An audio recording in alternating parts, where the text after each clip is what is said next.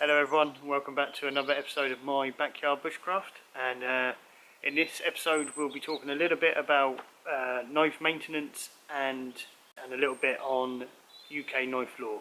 So thank you very much for tuning in, and let's get on. So here you can see I've got a collection of Waterstones that I purchased off Amazon. Got a 600, 1000, 3000 and 8000 grit. Essentially, the lower the grit, the more material that the stone will remove from your blade and the rougher the finish will be. So I tend to begin with, if my blade's really bad and it needs a good going over because it's got rolled edges or flat edges or dings or dents in the blade, then I would start with the 600 and work my way through to the 1000, then the 3000, then the 8000. So before you use your Waterstones, you need to soak them in water for at least 15 minutes.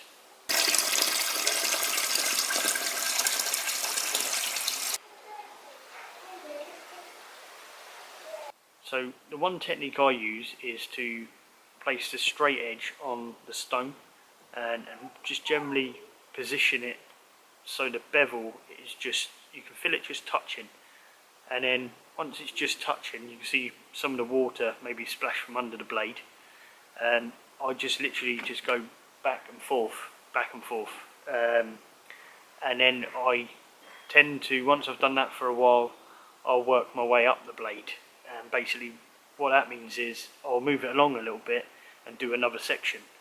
So we'll carry on up and down the blade again there on that side, and then generally we turn it over and do the reverse side. So for how many strokes you do on the first side, you do the same on the second side, just to keep that bevel and that point nice and sharp. Once I get to the end of the knife, where it starts getting a little bit trickier, I tend to turn the blade to like a 45 degree and lift it slightly and push back and forth that way, and repeat that method of turning the blade over and doing it the opposite way.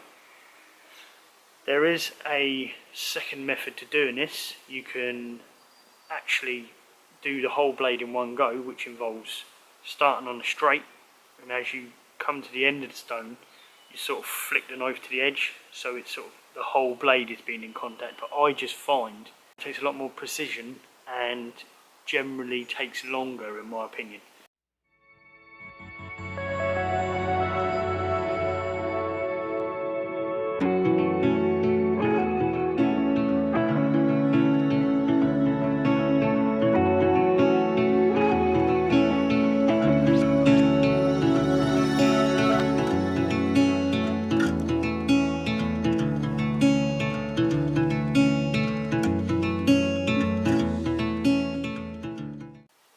So once we've done all the sharpening and we've removed all the excess material and the water from the blade, we can then look at stropping, which is basically you're getting the bevel of your knife and you're just rubbing it along a leather strip that's been placed on a board. And what this does is this takes away the finer little rolls on the edge of the knife, and that's what gives you your razor sharp finish, which you can have a shave with, do whatever you want with. It's really good for feather sticks, makes them a lot easier, and just generally nice and it's safer to have a sharp knife really, because a blunt knife is a dangerous knife. So all you do is you get your strop and you'd apply some stropping compound to it, and then you literally drag your knife away from the sharp edge on each side. You'd never cut into it because that would just cut into your leather, and work away from it, do a good amount of strokes. Maybe I did probably about 10 to 12 each side on the Mora, and that's come out absolutely lovely. So there you go everyone, after spending a little bit of time with a 600, a 1000, a 3000 and an 8000 grit Waterstone, I managed to get the Mora back to something like that, pretty decent. It's got a nice razor sharp edge on it. I've also stropped it, as you saw, and we'll see what it can do. We'll do the ultimate test. bit of paper.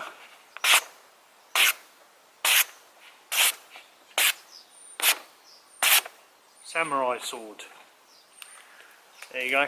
So that should be pretty good, and then when the edge starts to blunt out a little bit, probably get away with just stropping it and bring it back. So look at that. A little bit of maintenance goes far on that. So if you have got one that's pretty much blunt or needs a complete going over, I would suggest going like that. If you want even more of a polished finish to the end of your blade, I would go even higher in the grit, or even try and get some finer sandpaper that basically you can get your polished look if you want. But I don't see the point in the polished look really, to be honest, because as soon as I start smashing it into logs and things like that, it's just going to go anyway. So happy days. After you do a couple of strokes on the Waterstone, it's important to give the stone a rinse in a bucket or just in your sink, and make sure you give the blade a dip every now and then just to get any of the loose fragments of metal off.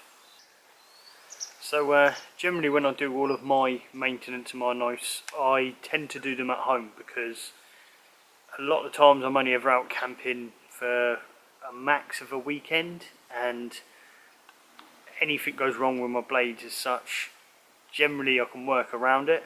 I do need to get a little small sharpening stone just to take in the bag, and at a push, if I needed to just drop a little roll out of the edge, I could just use the back of my belt. I just need to find a place that's flat, because if you try and do it on a tree trunk or something like that, you're just going to end up with that curvature going into the edge of your knife. So this is the big one that I usually have.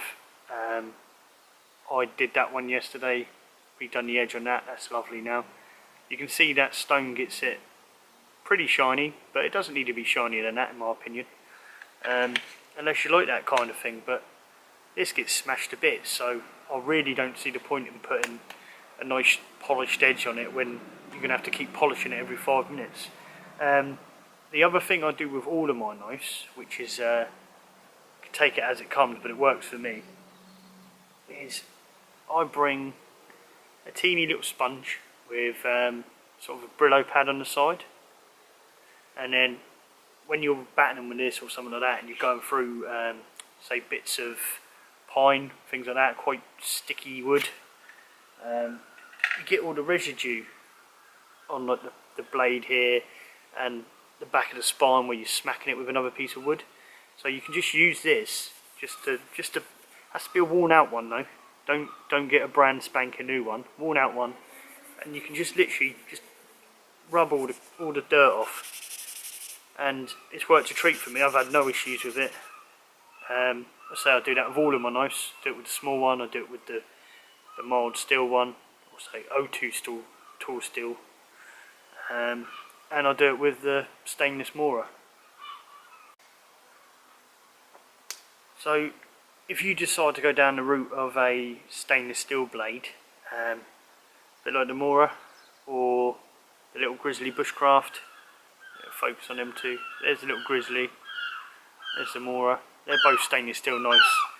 If you choose to go down that route, apart from the little sponge clean off residue and sharpening when you need to, when it gets blunt every now and then, there's pretty much no maintenance in my opinion. So that's why I think a lot of people do favour stainless steel. It's just less hassle. But seeing as I have a carbon steel blade, which you've seen before, I use regularly, what I tend to do, once I've used it and give it a clean up and stuff like that, I have in my fire kit, because it's small enough, is a little pot of Vaseline. So a lot of people might argue that Vaseline's not very good for your carbon steel knife, but there's chefs in certain parts of the world that use it and they've had no issues. I use it on my blades, well, carbon steel blade. Once I've cleaned it up, just apply a thin layer of that on the blade and it's been hunky-dory. So you can see how See how non-rusted that is? That's pretty. Are you going to focus there? No rust at all on there. But if you are one of these sceptical people that don't like to use something like Vaseline, which is a 2-in-1 item really, because you can use it on your lips, you can use it on cuts, you can use it on your knife, it's very handy. If you don't like using that, you can use any sort of food grade oil or oils designed for preserving tools basically. So some people, I've seen people use walnut oil and things like that, which is handy if you want to use it as oil for cooking food in as well. That kills two birds with one stone, but I find like the Vaseline's just easier in my opinion, and you've got a means of fire starting as well. 3-in-1. So going back to UK law with knives, we've got my little grizzly bushcraft knife, and see how we can do this. This is upside down, but see on there. So what we've got, that's just under 3 inches. So that one's got a blade just under 3 inches. There's no locking mechanism up here. It opens freely, and it's a little folder. So this one's classed as a everyday carry knife, which is, like I told you last week, is basically legal to carry in the UK.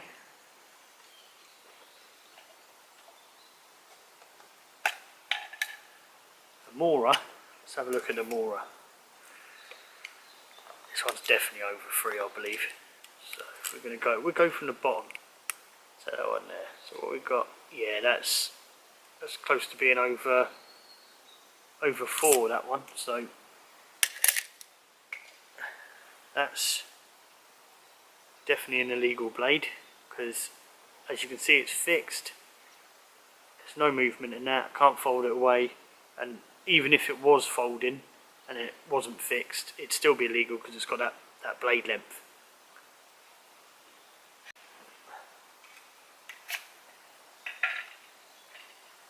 I've never actually measured my one before, so let's have a look. So we've got about, focus on there. That's not that much bigger than the Mora, to be honest. More closer to, yeah, about 5. Yeah, 5-inch blade. So yeah, here's another inch on top of the Mora. I was going to say a joke then, but I know there's kids watching this, so I will keep them to myself. So if you choose to go down the everyday carry route, or EDC as it's known, similar to something like this, that's perfectly fine, and you will be within the law and the requirements. What you do need to remember though is there is a time when this does become illegal, and that's in pubs, clubs, football events, things like that. If you're searched and you're found with something like this, you're likely to get the police called or something like that, or confiscated, because the argument is, why would you need this in that sort of place? You know, what are you going to do with that? And the logic behind it is you're likely to cause harm with it, because as I said, why do you need it in an event, in a club, things like that? So that's one reason that could become illegal. Another reason would be is if you were using it for other than what it's intended for. So for instance, if I went to Asda around the corner, started whipping this out, that then becomes a threatening object. So if you're going to use things like this, try and use it where, even though it's legal, try and use it where it's out of the way, where it's not in the eyes of people. Obviously if you're doing some sort of forest school club or something like that, then yeah, it's fair enough, you've got permission to use that knife, but try not to use it in accessible areas where people might, you know, see it as a threat. So if you do decide to go for the non-EDC knife and go for the bigger than 3-inch blade and the fixed blade, then you'll just need to be cautious really.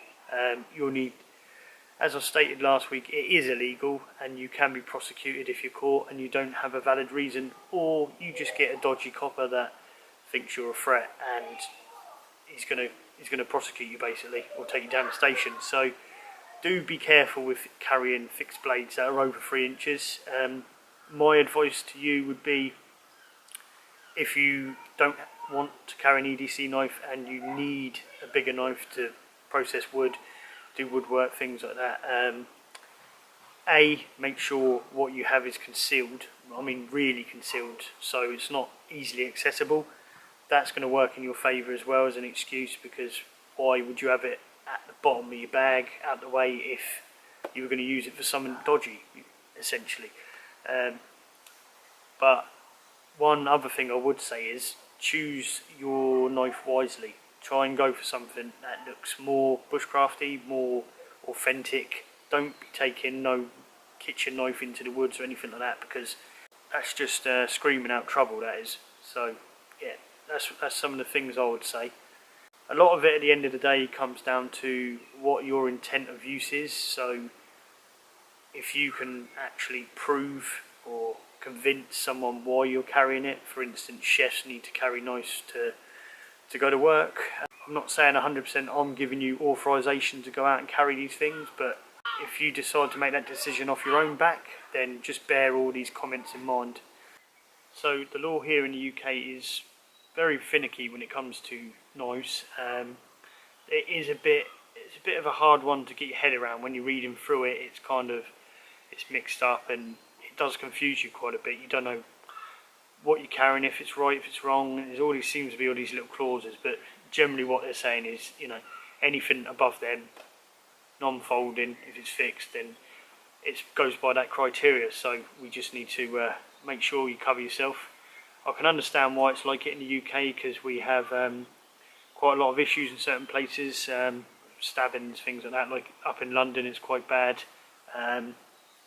It's just the way it is, and you know, if it carries on, it's only going to get more difficult for us to do these things, carry knives around. I know we do it responsibly, but we just have to try our best to follow the rules as they are and conceal what we've got. Don't let anyone suspect that you've got something that could potentially cause harm, and you shouldn't really have any problems. But if you do run into any issues, then you'll need a pretty good story, I think, to get out of a tricky situation, and hope you've got a police officer on that day that isn't in a bad mood. So, but yeah, I'd imagine they'll be cracking down a lot more on this in the next few years, and which is a shame. It's a shame that responsible people, you know, might fall into the wrong parts of it, but it is what it is, isn't it, I suppose. So any of the laws in the other countries, I'm afraid you'll have to have a look at your own laws, because I don't know about the laws in every country to cover enough of it. So I would just say, you know, do some research, find out what it is in your country, and you should be pretty fine.